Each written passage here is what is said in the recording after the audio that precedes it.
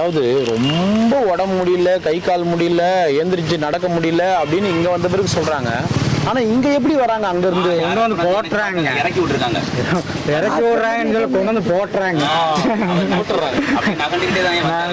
இதெல்லாம் CCTV camera கிரிவல பாதை ஃபுல்லா வச்சிடணும். யார் யார் கொண்டு வந்து போடுறாங்களோ அவங்க கார் நம்பர் நோட் பண்ணிக்கணும். நோட் பண்ணி இங்க யாருன்னா ஒரு உயர் அதிகாரி வச்சு வச்சு வாங்கணும். இட்னு வந்து போடுவியா, அம்மா அப்பா இட்னு வந்து போடுவியா. நேத்தா வந்த ஒருத்தர் 1 மாசமா இருக்கிறேன், 3 மாசமா இருக்கிறேன் பாருங்க ஒண்ணு கொடுத்துரும் இல்ல. அந்த மாதிரி கொண்டு வந்து போடுறவங்கள வச்சு நவுத்தணும். அப்பதான் அந்த தப்பு பண்ண மாட்டாங்க. சரி, நீ உங்க அம்மா அப்பா வளர்த்துட்டாங்க, உனக்கு பாத்துக்க முடியல, சரி விடு, உங்க வீட்டுல உன் பொண்டாட்டி மானி பிரச்சனை, ஓகே.